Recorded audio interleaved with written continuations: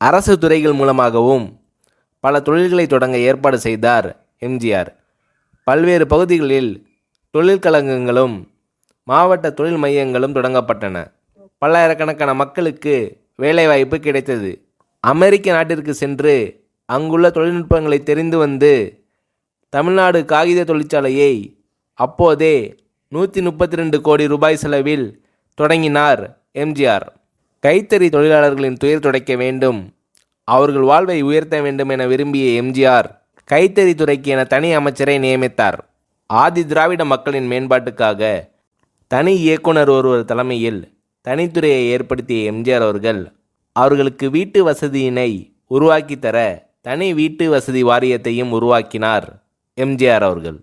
ஏழை எளிய தாய்மார்களுக்கும் இலவச காலணி, இலவச பல்பொடி வழங்கும் திட்டத்தை கொண்டு வந்து இதற்கென ஆண்டுக்கு 30 கோடி ரூபாய் நிதியையும் ஒதுக்கினார் எம்ஜிஆர் அவர்கள். இதன் மூலம் 1000க்கும் மேற்பட்ட தொழிலாளர்களுக்கு வேலை வாய்ப்பையும் எம்ஜிஆர் உருவாக்கி தந்தார்.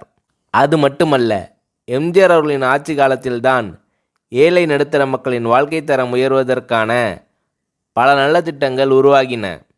வணிகர்களுக்கு ஒரு முனை வரி விதிப்பு, விவசாயிகளுக்கு பயிர் பாதுகாப்பு மற்றும் இடர் உதவி திட்டம், அரசு ஊழியர்களுக்கு ஈட்டுறுதியுடன் இணைந்த சிறப்பு ஓய்வூதிய திட்டம், கிராம கைவினை கலைஞர்களுக்கு இலவச தொழில் கருவிகள் வழங்கும் திட்டம், தொழிலாளர்களுக்கு விபத்து நிவாரண திட்டம், மீனவர்களுக்கும் நெசவாளர்களுக்கும் வீட்டு வசதி திட்டம், நெசவாளர்கள், தீப்பெட்டி தொழிலாளர்கள், பனையேறும் தொழிலாளர்களுக்கு விபத்து கால உதவி திட்டம், காவல்துறையினருக்கு தனியாக வீட்டு வசதி கழகம், அவர்களுக்கு மலிவு விலையில் உணவுப் பொருட்கள் வழங்கும் திட்டம், இப்படி எண்ணற்ற திட்டங்களை எம்ஜிஆர் அவர்கள் முதலமைச்சராக இருந்து அறிவித்து செயல்படுத்தினார்.